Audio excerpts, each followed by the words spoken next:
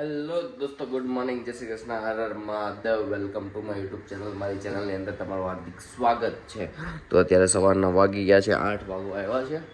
8માં પણ હજી વાર છે ને આજે વહેલો જાગી ગયો છું કેમ કે ભાઈ આજે જેમ મેં કીધું હતું કે ભાઈ મારે નીકળવાનું છે, દીવ નીકળવાનું છે. તો મેં આજે હજુ પેકિંગ દેવું બાકી છે. કાલે શૂટિંગમાં હતા, તમે આગળના બ્લોગની અંદર તમે જો કાલના બ્લોગની અંદર તમે જોયું હોય તો કે ભાઈ કાલે શૂટિંગમાં હતા પણ આજે નીકળવાનું છે. તો હજી બધું પેકિંગ બાકી છે એમને એમ. તો ભાઈ અત્યારે સવારે વહેલા જાગી ગયા છીએ એટલા માટે.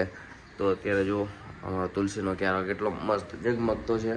આઠે સમા ગઈ ઝાંખી અને અહીંયા બની રહ્યું છે. પપ્પાએ જો જમી લીધું ને, પપ્પાને જવાની તૈયારી થઈ ગઈ છે. પપ્પાએ વાળી લીધા માવા.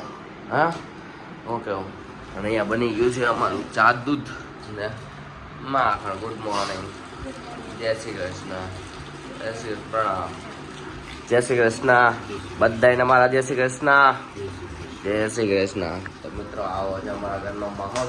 તો ચાલો ફટાફટ અત્યારે ચા દૂધ ને માખણ ને એવું ખાઈ લઈએ. કાલે પણ આપણે ફેંકવાનું જ ખાધું હતું કેમ કે આપણે બહાર ઓર્ડરમાં હતા એટલે નકરું મતલબ કે ઓલી હામું શું જોશો, જો જો ફરી ગઈ એ હામું જોતી હતી એટલે એટલું બધું નહોતું ખાધું, થોડુંક જ ખાધું હતું. ખાલી એક રબડી હતી ને, ઓલી રબડી કહેવાય ખાલી કહેવાય એટલે ખવાઈ ગઈ હતી, બીજું કાંઈ નહોતું. ઓકે આવું હતું. તો ચાલો ફટાફટ ધબધબાટી બોલાવી લઈએ.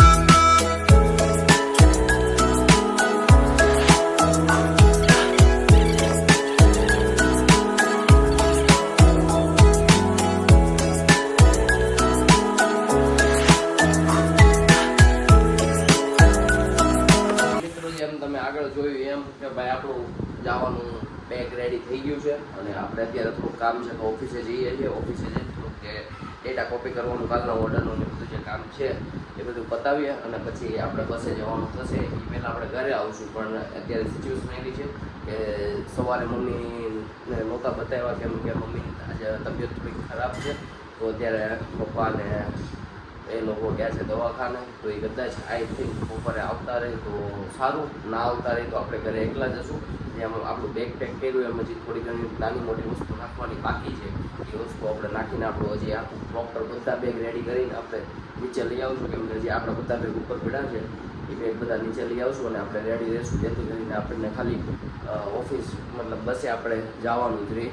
તો એ રીતનું આપણે કરશું. તો ચાલો તે ફટાફટ આપણે ઓફિસ નીકળીએ. તો મિત્રો, તો આપણે ઓફિસથી પાછા અત્યારે ઘરે આવી ગયા છીએ. ઘરે આવતા જ આપણને ખબર પડી કે મમ્મીની તબિયત સવારે મેં કીધું એમ થોડીક વધારે જ ખરાબ હતી. તો અત્યારે પપ્પાને મમ્મી બંને દવાખાને ગયા છે. થોડુંક દૂર ગયા છે, અહીંયા બાજુમાં નથી, થોડુંક આગું છે. અને મારે નીકળવાનો ટાઈમ થઈ ગયો છે. ઓલરેડી 4 વાગ્યાની બસ છે ને 3:30 વાગી ગયા છે. તો હું અત્યારે શોર્ટ બોટ બધું પહેરીને મસ્ત કેમેરાનો સામાન ને બેગ બધું રેડી કરીને અત્યારે બેઠો છું. કેમ કે હવે મારી ગાડી તો અહીંયા પાર્ક થઈ ગઈ. જો હવે 2 દી સુધી 2 દીમાં સર્વિસમાં જશે, સર્વિસવાળા આવી જશે અને ઘરેથી લઈ જશે અને પાછા ઘરે મૂકી જશે. આપણી ભાઈ આ યમાહાની એક મતલબ એક્સ્ટ્રા ચાર્જ લે છે, નથી લેતા એવું નહીં કે ભાઈ અહીંયા લેવા આવે ને પાછા મૂકી જાય ને એવું બધું એક્સ્ટ્રા ચાર્જ લે છે. તો આપણે નથી અવેલેબલ તો ભાઈ આપી દેવો પડે. ભાઈ ક્યારેક આવું બધું નાનું કામ કરવું પડે. તો ભાઈ એવું છે ને, અજય અત્યારે લેવા આવે છે. તો આપણે અજય લેવા આવે ને આપણે નીકળશું. તો આ બધું રેડી છે. તો ચાલો અજય આવે. અજયભાઈ આપણને મૂકવા આવી રહ્યા છે. હા, આગળ સામાન રહી ગયો છે. ક્યાં મજા આવી?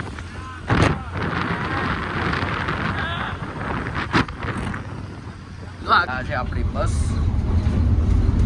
જેમાં આપણો સોફો છે D નંબરનો.